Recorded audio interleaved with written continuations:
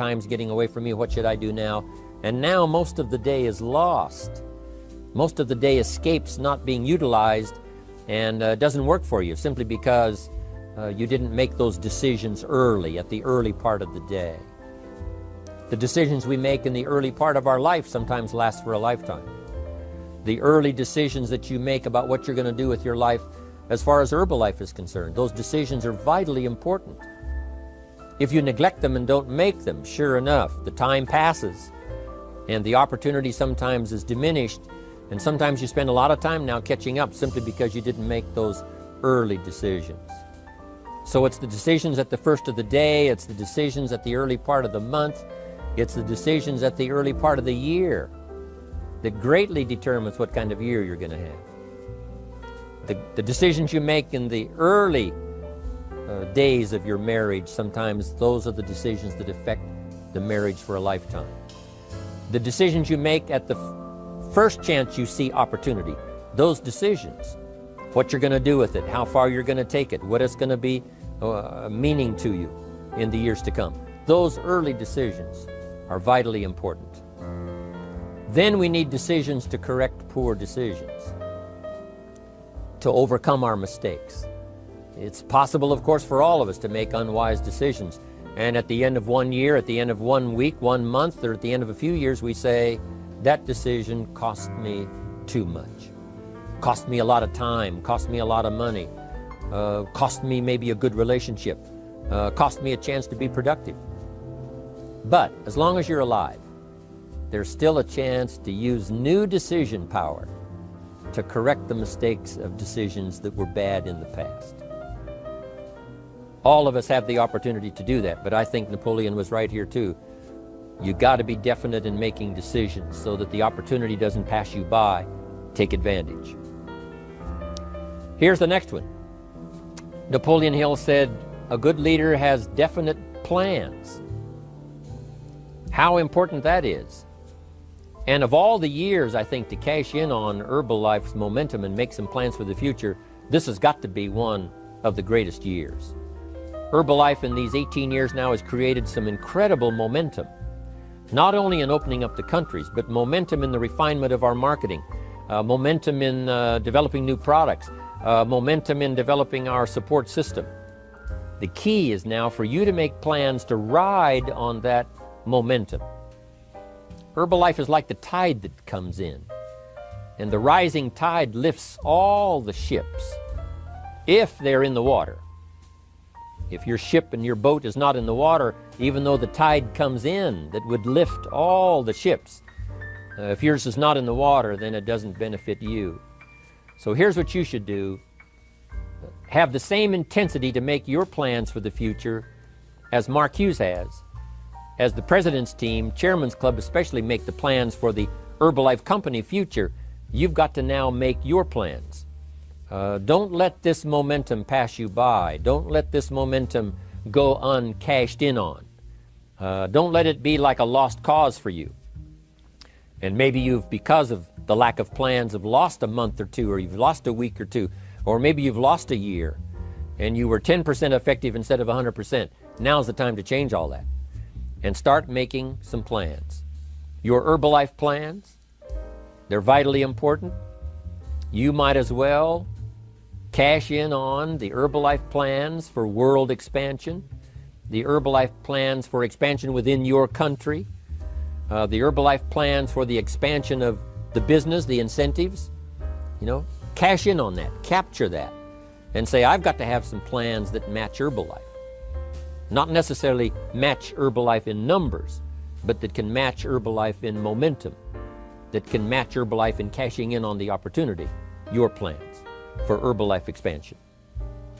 You got to have some plans for your family, all right? You got to take your family along, don't leave them out. One of the challenges all of us have in making our plans is how to balance everything, to make sure that we don't regret at the end of the year, I spent too much time on that. I spent too much money. And then if you have, say, how can I not do that again? And construct some better plans so that you won't have any regrets at the end of a year to come, 5 years to come, 3 or 4, 5 years to come. Definite plans. The plans for the use of your money.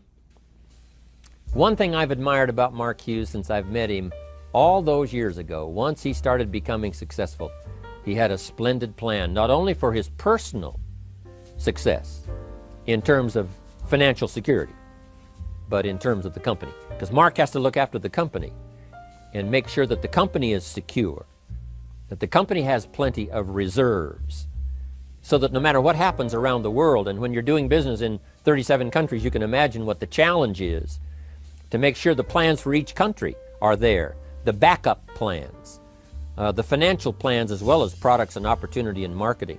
It is a challenge beyond comprehension to most of us, what kind of planning that takes in terms of trying to make Herbalife secure for the future. I described it in one of the summit classes as Mark takes the same pledge that the President of the United States takes, and that is to preserve and protect and defend the Constitution, says the President.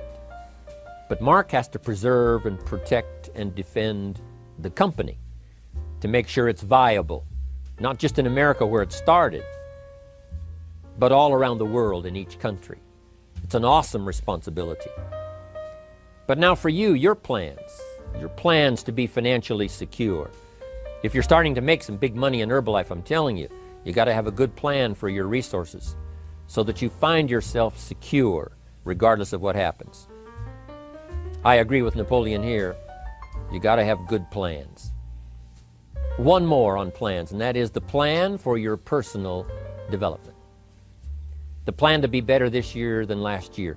The plan to take the classes, attend the workshops, do everything you possibly can to show personal progress, not just financial progress, not just the progress of having one more car or one more home, but the progress of personality, the progress of communication skills, the progress of recruiting skills, the progress in how to deal with people, progress in using your influence so that it multiplies its power by 5 by 10 versus what it used to be.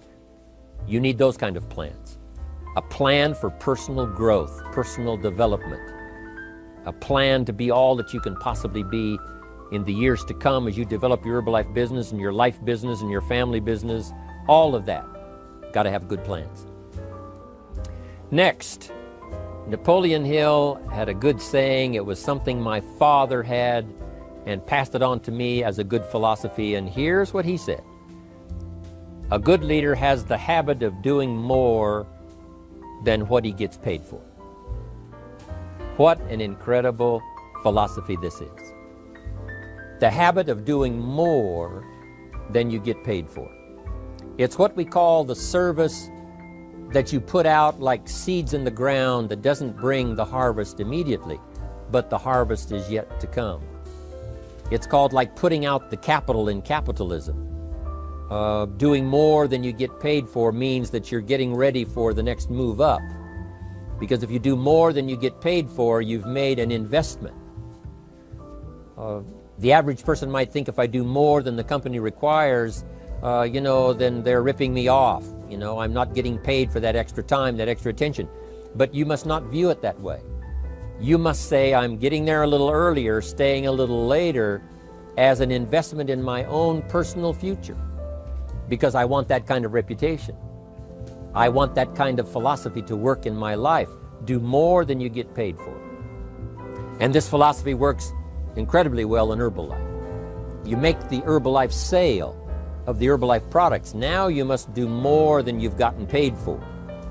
Right? They've got the product, you've got the money. But you can't stop your investment there. Now you must develop the investment in time, effort, and energy in turning that new customer into a testimonial. And sometimes that's the most difficult work, the work after the sale. Because the sale might be fairly easy. Someone says, hey, I've been looking for this product, I need it, here's my money. But now you've got to stay with them, make sure they don't just buy the product, but that they use the product. And that they don't just use the product, they keep using the product. That's the work after the sale. But if you learn to make that kind of an investment and do more than you get immediately paid for, the payoff in the future can be fantastic. Because as we all know in Herbalife, What really pays off is not a sale of the product. What really pays off is a testimonial. A testimonial that gives you more sales than you can keep up with.